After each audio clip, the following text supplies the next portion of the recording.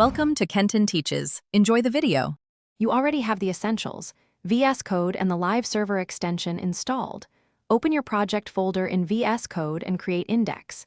HTML and styles. CSS. In index. HTML, add a link tag to styles. CSS inside head.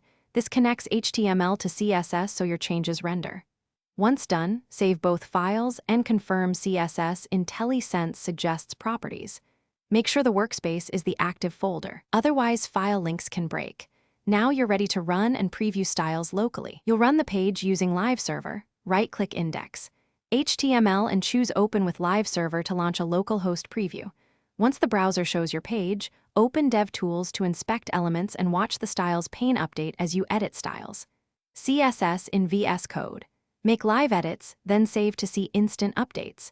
If you use preprocessors like SAS, compile to styles. CSS first, otherwise the browser won't pick up nested rules. Keep DevTools open for fast verification. Finish by validating that your CSS rules apply across breakpoints. Use responsive mode in DevTools to confirm.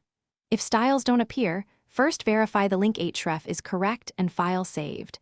Then hard refresh the browser or disable cache in DevTools to force reload.